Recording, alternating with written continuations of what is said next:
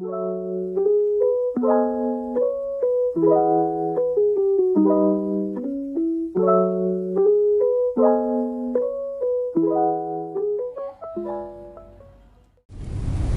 Genbiers, selamat datang di podcast Genbira, podcast Genbi bicara seputar ilmu kesehatan. Well, dalam rangka memeriahkan World Mental Health Day, kami Genbi Purwokerto hadir lagi membawakan sebuah podcast yang sangat menarik dan juga spesial tentunya.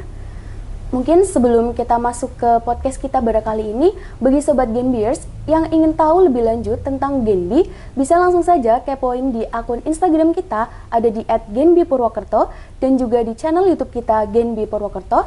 Dan mungkin bagi Sobat Genbiers yang akun anak TikTokers nih, bisa langsung saja kepoin di akun TikTok kita di @genbipurwokerto. Baik, langsung saja untuk tema podcast kita pada kali ini, yaitu tentang Mental Health is a Universal Human Right. Dengan topik pembahasan kita yang sedang unggul dan juga happening di kalangan anak muda sekarang, yaitu tentang quarter life crisis. Mungkin sebelum kita masuk ke podcast kita pada kali ini, kita kenalan dulu kali ya, karena seperti kata pepatah, tak kenal maka kenalan dong.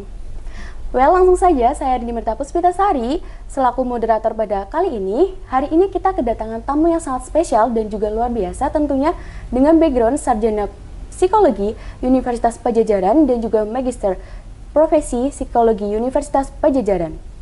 Dengan pengalaman kerja di psikologis klinis Rumah Sakit Ananda Purwokerto dan juga RSUD Banyumas.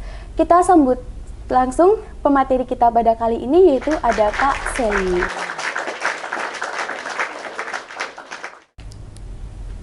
Halo, Rini. Halo Kak Sally. Ya. Gimana nih kabarnya Kak? Alhamdulillah baik. Rini gimana? Sehat? Alhamdulillah. Sehat ya. Wah, luar biasa banget ya pengalaman yang didapat oleh Kak Sally. Mungkin bisa nih Kak sedikit sharing mengenai pengalaman yang Kakak capai itu, mungkin dari suka dukanya seperti apa? Silakan Kak. Oke, makasih ya Mbak Rindi sebelumnya ya, dan Genbiers ya manggilnya ya? Iya, Genbiers. Genbiers, oke. Singkat aja sebenarnya kalau misalnya saya akhirnya sampai di sini gitu ya, ini tuh sangat erat juga kaitannya sama topik kita ya tentang quarter life crisis ya.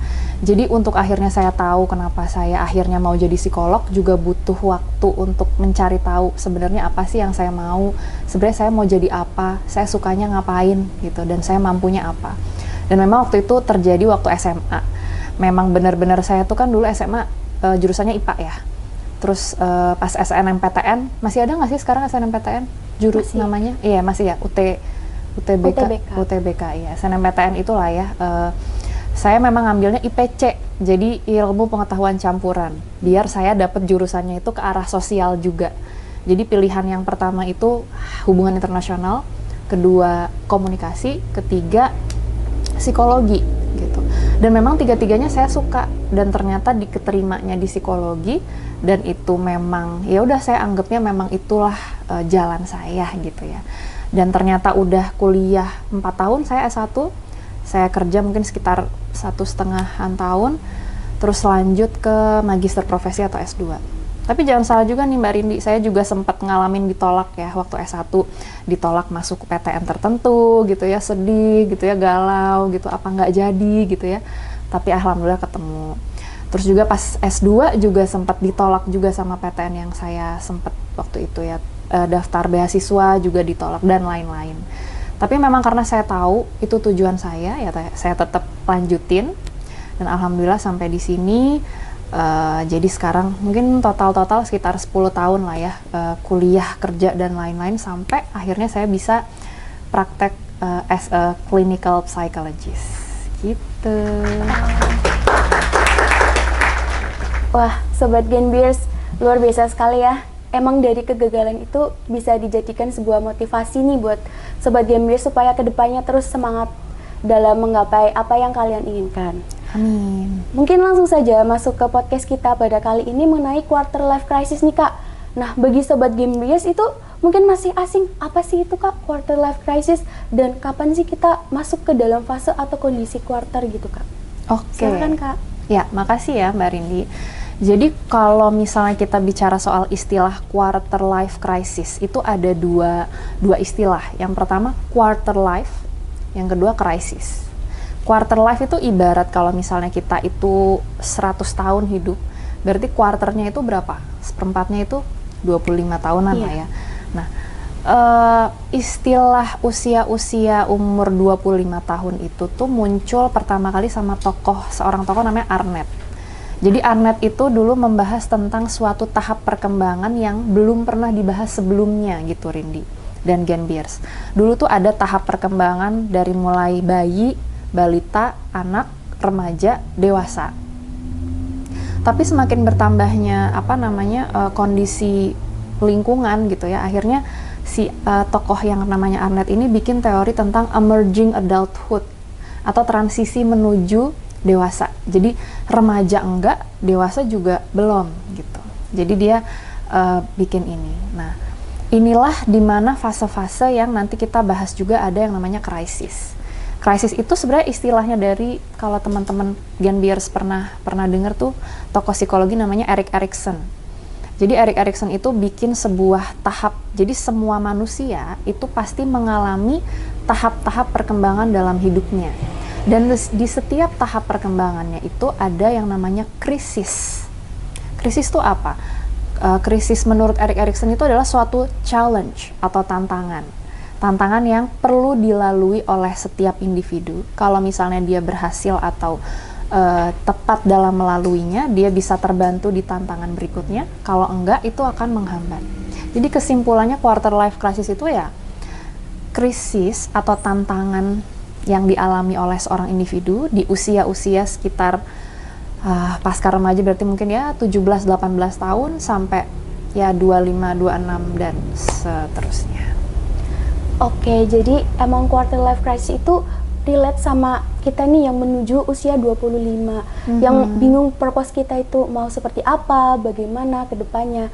Nah, terus untuk jenis quarter life crisis itu sendiri antara perempuan dan juga laki-laki itu beda atau sama ya, Kak? Oke, sebenarnya secara umum ya gak terlalu jauh berbeda, tapi justru memang mungkin ya kalau misalnya dari segi perempuan sama laki-laki beda apa enggak itu sebenarnya nggak terlalu berbeda, tapi kalau dilihat dari kecenderungan, karena gini, kalau saya mau bilang, saya nggak mau bedain perempuan laki-laki dulu ya Mbak Rindy, tapi lebih ke eksplorasi yang dialamin sama anak-anak atau individu di usia 18-25 itu biasanya eksplorasinya berkisar soal cinta atau romantic relationship, persahabatan gitu ya, artinya hubungan, bagaimana seseorang menjalin hubungan dengan orang lain. Yang kedua soal pekerjaan atau karir atau pendidikan gitu ya. Baru yang ketiga soal pandangan hidup gitu. Jadi soal tadi cinta, karir, sama pandangan hidup. Intinya mau itu laki-laki atau perempuan, sebenarnya mereka akan berusaha eksplor tentang mau jadi apa, sama siapa, dan gimana. Gitu aja sih sebenarnya. Oke, terus kalau bagi Sobat Gen Beers nih, mungkin kayak sadar nggak sih kalau kita tuh ada di fase quarter life crisis gitu, Kak? Biasanya ya orang-orang gitu ya. Kebanyakan sih nggak sadar ya, kebanyakan nggak menyadari bahwa oh ternyata aku sedang mengalami krisis. Kebanyakan tuh merasanya dia memang sedang mengalami permasalahan individual yang istilahnya berat dan memang dia doang yang ngalamin. Sebenarnya itu wajar karena gini, anak remaja ya, belum dewasa nih, anak remaja itu memang identik sama spotlight effect atau seperti dia itu adalah tokoh utama dalam kehidupannya, semuanya gitu. Jadi ngerasanya kalau merasa menderita, aku yang paling menderita, kalau ngerasa jadi kayak aku tuh tokoh utamanya gitu ya. Jadi ketika dia itu menuju kedewasaan, dia kadang juga merasa bahwa apa masalah ini cuman aku ya yang ngerasain ya gitu. Tapi sebenarnya kebanyakan merasakan itu walaupun di fase yang beda-beda. Ada yang ngalaminya di umur 18, ada yang ngalaminya baru terguncangnya di umur 25 gitu ya. Jadi seringkali tidak disadari. Tapi it's okay karena memang kebanyakan anak sekarang, teman-teman udah mulai buka-buka TikTok, baca-baca jurnal, dan banyak yang udah mulai aware gitu kayak apa jangan-jangan aku memang lagi quarter life crisis ya gitu. Dan memang biasanya tadi berkisar di cinta, pekerjaan, dan pandangan hidup. Kalau di cinta tuh biasanya karena sebelumnya kita tuh suka waktu remaja gitu ya Mbak Rindy ya. Waktu remaja kita bener-bener kayak nyari pacar itu siapa nih yang bisa nemenin aku gitu ya. Tapi kalau di usia menuju dewasa kita udah mulai aware dengan aku tuh orangnya kayak gini. Kira-kira pasangan yang tepat untuk menemani orang seperti aku tuh yang seperti apa ya gitu. Udah mulai ada lebih seriusnya. Atau kayak karir dan pendidikan juga udah lebih serius lagi. Kayak gitu sih. Jadi kalau tadi pertanyaan Mbak Rindi, sadar nggak? Kebanyakan belum sadar. Tapi semakin berkembangnya waktu, orang udah mulai sedikit-sedikit aware gitu. Oke, dari kakak sendiri tuh pernah nanganin kasus nggak? Kayak ada nih seseorang yang ternyata adalah pada fase atau kondisi quarter life gitu kak? Lumayan, beberapa, saya nggak mau bilang banyak gitu ya, tapi ya beberapa mengalami memang krisis itu gitu ya. Tapi biasanya antara memang masalah utamanya dia itu memang, jadi dia anak yang memang secara psikis normal, tapi memang bermasalah dalam krisis quarter life-nya.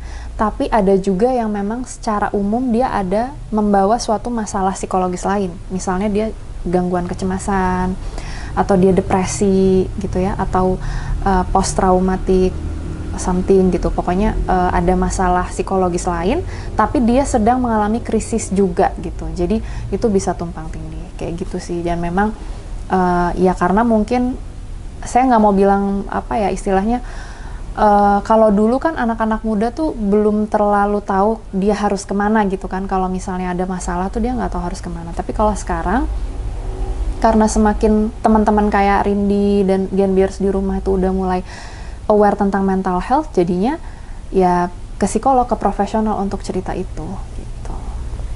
Jadi saya kan pernah lihat-lihat nih kak video tentang orang Jepang itu ada satu konsep ikigai. Itu kayak kenapa orang Jepang itu panjang umur, terus sehat-sehat, mereka itu menerapkan konsep ikigai yang mana kayak sehat dalam jasmani dan juga rohani. Itu bisa relate nggak kak sama quarter life crisis? Oke, sebelumnya nih, kamu baca Ikigai itu tentang apa tadi, kesehatan? Karena jujur aja ya, mungkin saya belum pernah baca tentang itu, jadi saya belajar juga dari Rindi. Jadi itu konsepnya maksudnya mengedepankan kesehatan jasmani sama rohani gitu? Iya, kayak lebih ke hidup bahagia. Jadi mereka tuh udah tahu purpose mereka ke depannya seperti apa gitu kak. Sedikit deh saya mau nanya, kalau kamu baca di situ ada nggak keterangan tentang bagaimana seseorang akhirnya tahu purpose hidupnya? Ada nggak keterangan? Enggak ya, tapi memang di situ menekankan untuk dia bisa kesehatan jasmani rohaninya lebih baik, dia perlu tahu purpose hidupnya apa. Oke lah, ya bisa aja sih itu kita artinya nyambung sama quarter life crisis juga. Tapi bukan berarti ketika sebuah budaya itu punya budaya yang itu kan budaya yang bagus ya, si Ikigai itu misalnya. Tapi bukan berarti juga di sana nggak ada masalah-masalah krisis quarter life juga ya gitu.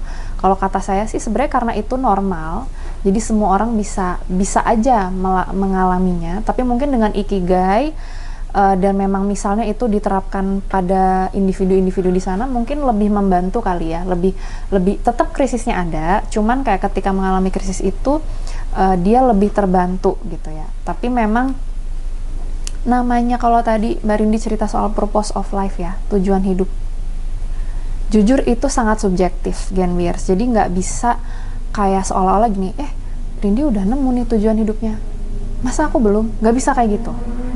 Jadi teman-teman di rumah juga nggak perlu khawatir dan nggak perlu membandingkan diri sama orang lain.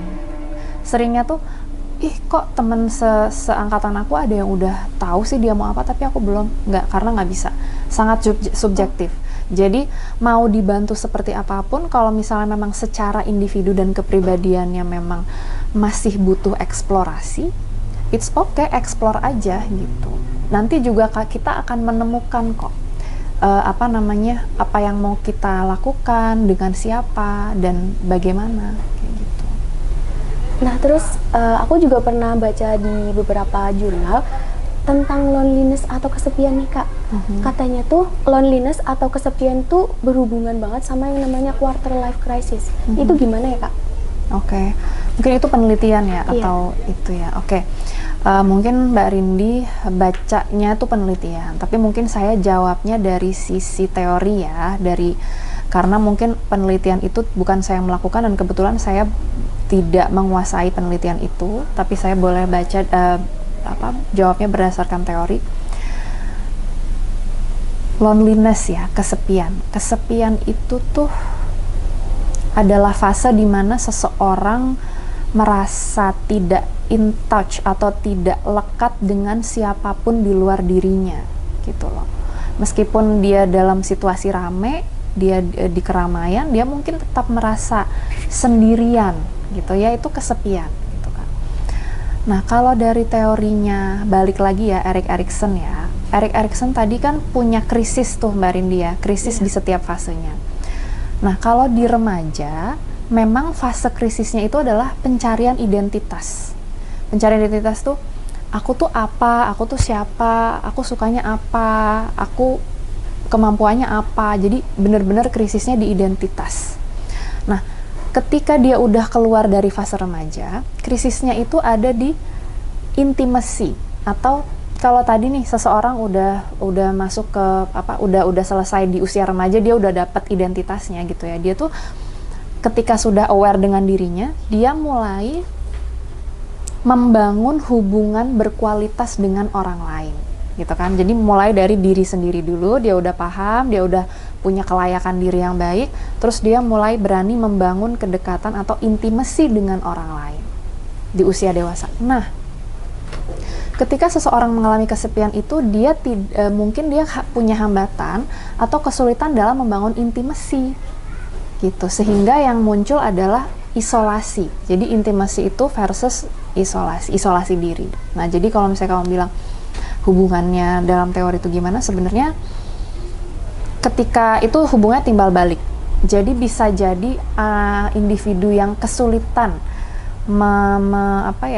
melalui quarter life crisis, dia akan berujung kepada kesepian, atau sebaliknya, seseorang yang memang udah merasakan isolasi diri sebelum dia mengalami krisis, itu akhirnya dia waktu mengalami krisis tuh kesulitan juga gitu. Jadi kalau kamu tanya hubungannya dari teori ya berarti saling mempengaruhi satu sama lain. Oke, berarti kalau orang yang kesepian terus menghadapi fase quarter gitu, itu gimana ya Kak caranya supaya kita tuh lepas dari kesepian dan juga quarternya gitu?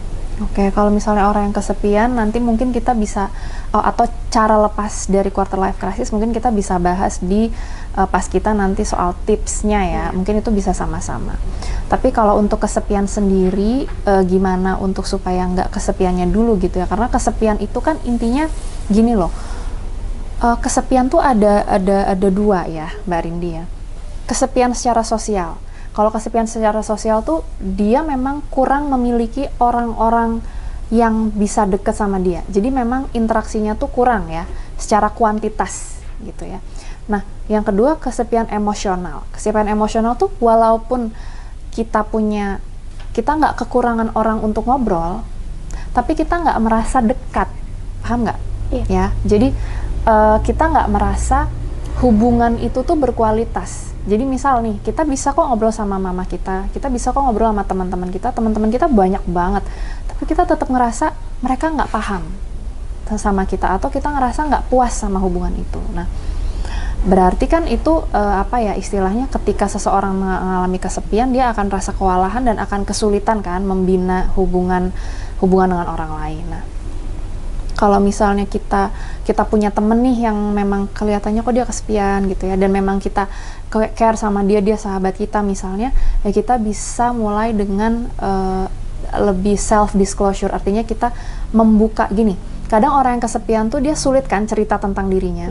Nah, caranya kita jadi refleksi, jadi kita bisa jadi cermin buat dia. Kita duluan, kita bisa misalnya, kamu tahu nggak sih aku gitu, cerita duluan boleh, karena biasanya orang ini akan, dia percaya ya sama aku ya, kalau gitu aku percaya juga mungkin sama dia, aku bisa cerita lagi gitu. Karena kalau tiba-tiba kita datang, kamu ada masalah apa, cerita dong, mungkin dia akan enggak deh gitu. Karena tiba-tiba kalau misalnya kita duluan yang approach untuk cerita, kita sudah membuka diri kita, artinya kan kita membuat rumah dalam hatinya. Dia masuk, terus kita juga bisa nemenin dia. Mungkin itu kalau kita nemu teman yang kesepian. Oke, seperti itu ya Kak. Dan berhubung kita sudah buka sesi Q&A pada laman Instagram Genbi Purwokerto, dan sudah kami pilih nih beberapa pertanyaan yang cukup menarik mengenai quarter life crisis. Mungkin langsung saja ya Kak. Oke. Aku bacain pertanyaannya. Yang pertama, kenapa pas aku stres, aku tuh garuk-garuk tangan sampai luka dan gak sembuh-sembuh itu Kak? Karena aku garuk terus pas stres, itu gejalanya apa ya Kak? Oke, jadi ada teman kita ya, Genbiers, yang kalau stres dia garuk-garuk. Iya. Oke, jadi aku jawab dulu ya. Jadi kalau misalnya seseorang itu dalam kondisi stres, itu kan artinya dia mengalami tekanan gitu ya. Dan ekspresi terhadap stres itu bisa beda-beda setiap orang.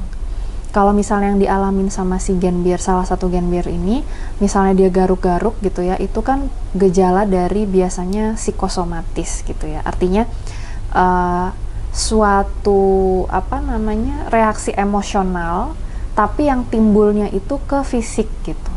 Artinya mungkin dia mengalami kecemasan yang sangat nggak dia bisa kendalikan. Artinya kecemasan itu benar-benar menguasai dirinya, sehingga dia tuh pingin mengalihkan rasa cemas. Gini loh, kalau misalnya kita sakit di sini ya, luka lah, kan kita tahu nih lukanya di sini gitu kan, jadi kita bisa langsung kasih obat merah atau kasih betadine, terus udah gitu kan, selesai. Tapi kalau perasaan sakit dan tidak nyamannya itu di hati, di jiwa, itu kan rasanya kemana gitu kan, kita mau caranya gimana untuk menenangkan diri. Akhirnya biasanya secara nggak sadar seseorang akan mengalihkan rasa tidak nyaman itu ke fisiknya. Misalnya dia lebih nyaman untuk garuk-garuk. Nah ketika garuk-garuk itu dia mungkin merasa rileks, tapi sebenarnya sakit juga kan, nggak enak. Jadi kecemasannya seolah-olah bisa reda dengan cara dia garuk-garuk gitu. Jadi kalau misalnya ditanya itu gejala apa, mungkin itu salah satu gejala kecemasan yang dia kewalahan, dia belum bisa atasin itu. Tapi it's okay kalau misalnya kamu di sana lagi dengerin dan teman-teman lain merasakan hal yang sama, kalian bisa tetap tenang dulu, itu bisa aja diatasin. Kalau kalian butuh bantuan profesional, segera aja kita ke psikolog, nggak perlu takut, kamu cerita aja gitu. Oke, terus ada lagi nih Kak. Oke. Selamat pagi Kak Sally. Pagi. Saya selalu cemas saat memikirkan masa depan. Banyak hal yang harus saya capai, namun tidak tahu harus mulai dari mana nih. Bagaimana cara mengatasi saat kecemasan itu datang ya Kak? Dan apakah perasaan itu wajar? Oke. Pertama, wajar. Berarti kan memang dia sedang mengalami krisis. Kalau misalnya seseorang nggak mengalami kecemasan tentang masa depan, itu malah aneh. Ya nggak sih? Ya. Gitu. Karena masa depan itu banyak yang nggak pasti. Jadi kalau misalnya seseorang kok santai-santai aja sampai umur berapapun gitu ya, berarti itu nggak wajar. Dan malah ada orang yang memang dia nggak ngalamin di usia 25, dia baru ngalamin di usia 40, mempertanyakan itu. Nah, kalau dia dalam kondisi mempertanyakan itu adalah privilege. Anggap aja itu adalah suatu hal yang baik buat kamu, wajar. Terus gimana nih cara nanganinnya gitu kan ya? Kalau misalnya aku tuh punya visi, aku mau ini, tapi bingung gitu ya, yang mana dulu gitu ya tadi ya? Yang mana dulu yang dikerjain? Kalau misalnya kebingungan itu kaitannya dengan misalnya gini ya, kalau kamu nih yang nanya udah bener-bener tahu tujuan hidup kamu apa, artinya kamu udah fix di sini, cuman kamu bingung mau yang mana dulu gitu ya. Itu boleh tulis. Jadi tulis berdasarkan prioritasnya dulu. Prioritas tuh kita lihatnya dari mana? Ya dari fase perkembangan kita. Misalnya kita mahasiswa gitu ya. Terus kita misalnya gini deh. Aku mahasiswa psikologi gitu ya. Aku mahasiswa psikologi, terus aku juga suka dance misalnya waktu itu.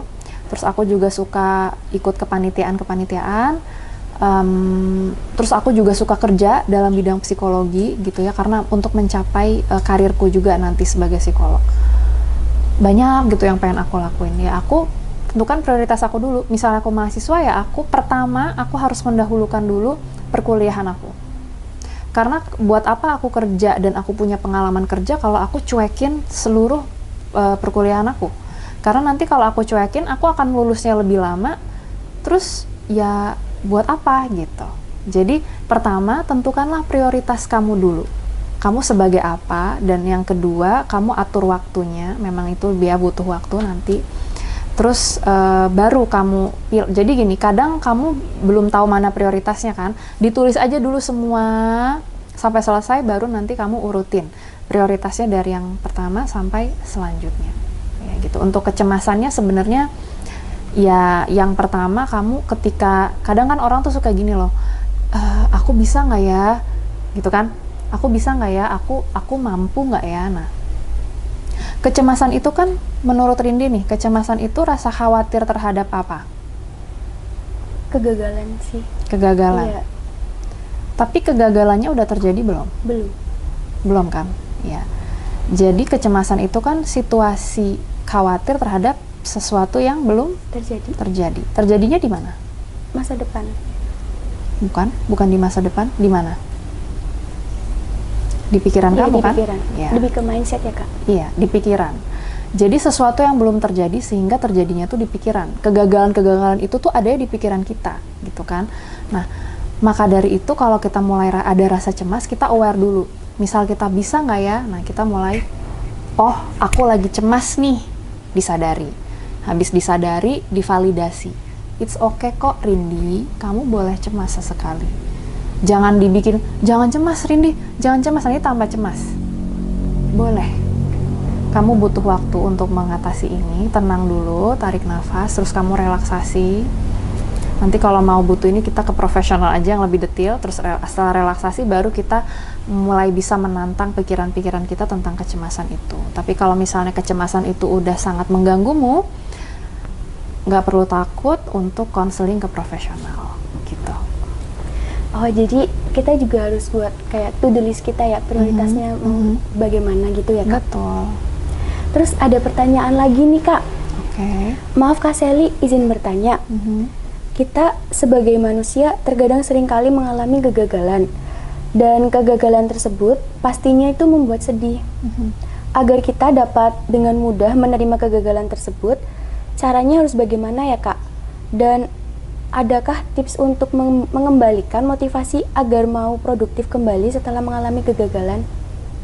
Oke. Makasih ya pertanyaannya juga. Soal kegagalan nih, kegagalan itu juga adanya di persepsi. Kamu pernah gagal nggak, Rindi? Pernah. Coba kamu, boleh nggak sedikit cerita kegagalan kamu itu, yang menurut kamu gagal itu gagal apa?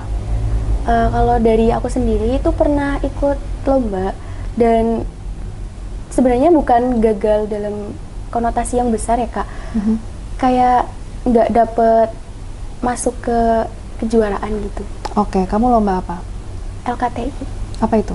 Lomba karya tulis ilmiah. Oke, kamu lomba karya tulis ilmiah, tapi kamu nggak lolos ke kejuaraan. Iya. Oke, kamu ngerjain apa di lomba? Tapi walaupun kamu belum lulus kejuaraan, kamu mengerjakan sesuatu di lomba itu. Kamu ngerjain apa? Kalau di LKTI sendiri kan ada penyelesaian paper, proposal segala macam. Kamu terus bikin presentasi itu. iya. Jadi kamu bikin paper, dan kamu bikin paper itu sehari doang nggak? Enggak. Kamu butuh waktu banyak. Terus kamu bikin presentasi. Iya. Dan kamu presentasiin itu. Iya. Gitu. Oke. Nah, ya. Gini ya, kadang orang misalnya, ini kita ambil contoh dari misalnya Mbak Rindi, mungkin kamu di rumah boleh sambil memikirkan tentang kegagalan yang kamu maksud gitu ya. Seringkali kita merasa kegagalan itu adalah ketika kita belum mencapai apa yang kita inginkan.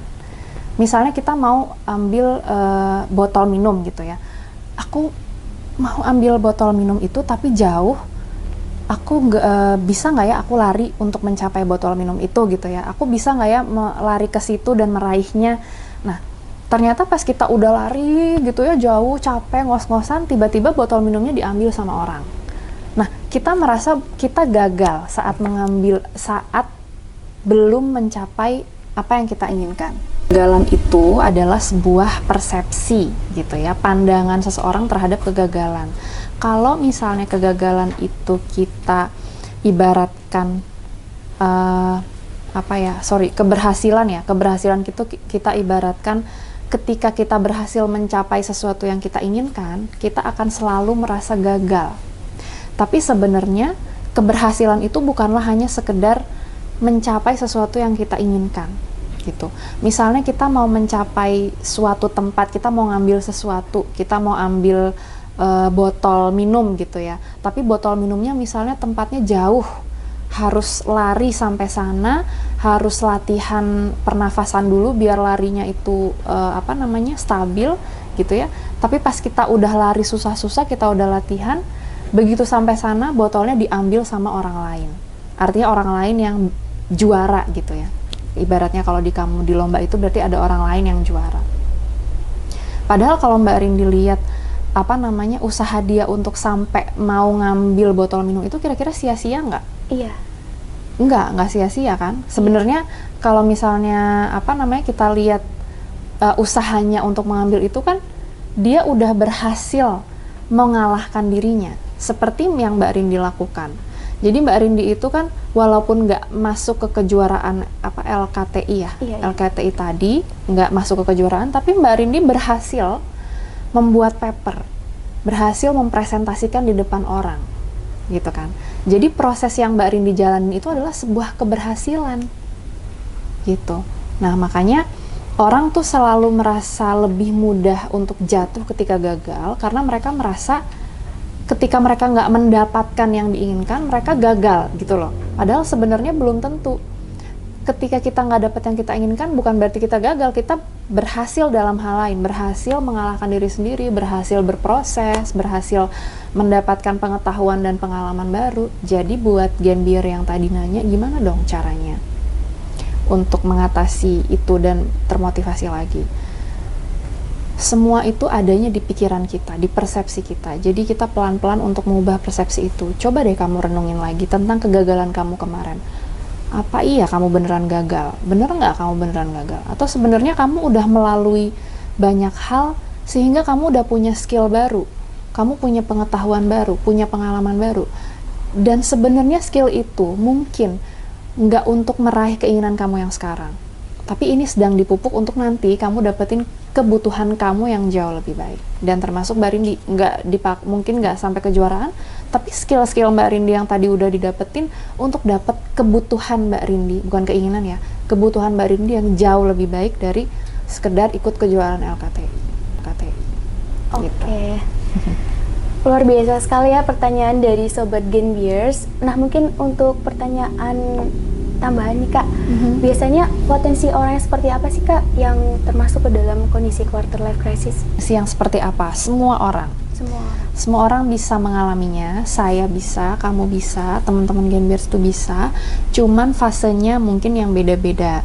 Fasenya tuh berarti kapan kita merasakan hal itu berbeda-beda.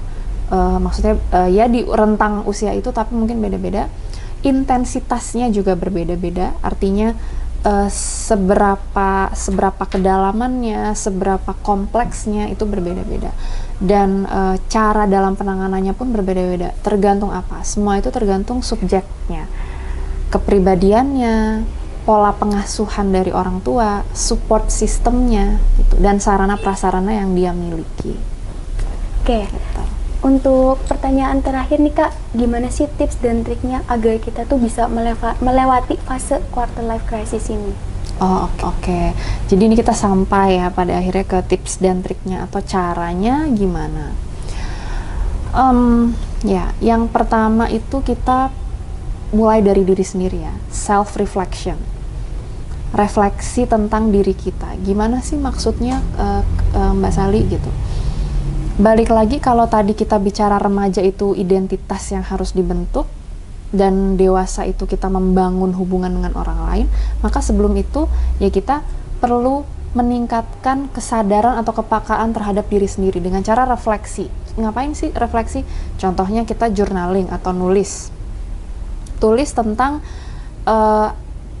apa yang aku suka, apa yang aku nggak suka, apa yang aku pingin, apa yang aku nggak pingin, atau sebenarnya refleksi diri itu ujungnya ya kita tuh perlu tahu loh, apa sih kekuatan kita, apa sih kelemahan kita, atau sifat-sifat kita yang mendukung kita dalam mencapai tujuan berhubungan atau dalam akademik, dalam berteman gitu ya. Kalau kelemahan berarti yang biasanya menghambat kita. Nah sebenarnya self reflection tuh tujuannya itu.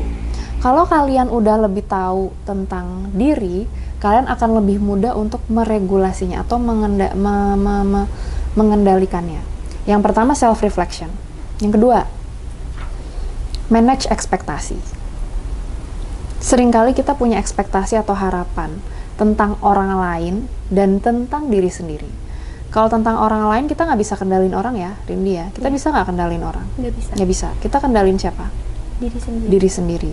Kita nggak bisa mengendalikan orang lain sehingga kita mengendalikan diri sendiri. Tapi seringnya kita itu terlukai oleh ekspektasi kita terhadap diri sendiri. Jadi misalnya aku tuh harus juara 1 terus misalnya.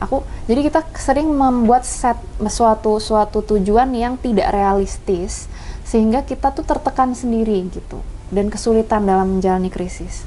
Jadi itu ya, self reflection, atur ekspektasi, terus juga tidak membandingkan diri kita sama orang lain. Di Instagram, TikTok orang kalau ngepost tuh pasti bagus-bagusnya. Nggak mungkin dia ngepost yang jelek-jeleknya biar dikatain orang tuh nggak mungkin, jarang. Ada mungkin, tapi jarang. Jadi apapun yang orang lain capai itu hanya yang dia tampilkan. Tapi sebenarnya semua orang tuh nggak fokus sama kita kok, semua sibuk sama diri sendiri, terus ngapain kita sibuk mikirin orang? Jadi pikirin diri sendiri, gitu ya. Terus yang keempat. Yang keempat itu, ya kita mulai bisa juga cari support system. Artinya kita bisa tanya mentor, tanya kakak kita, senior, atau misalnya orang tua kita kalau bisa, atau teman-teman kita gitu ya. Atau juga profesional. Mencari psikolog ataupun siapapun yang menurut kita itu dia memang profesional dalam menangani krisis yang kita alamin gitu. Dan yang terakhir, let it flow gitu. Kadang memang kita boleh-boleh aja ngasih kesempatan buat merasa bingung gitu, nggak apa-apa. Kalau misalnya kita bingung tuh bukan berarti kita lebih jelek dari yang lain gitu.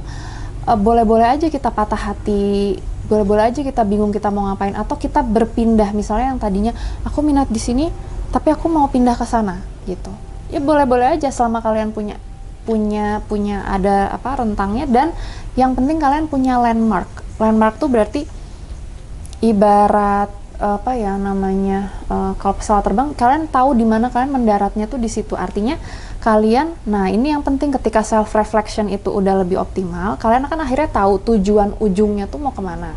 Nah jadi mau kalian nanti pindah-pindah explore, tapi kalian tahu sebenarnya ujungnya tuh mau ke situ gitu loh.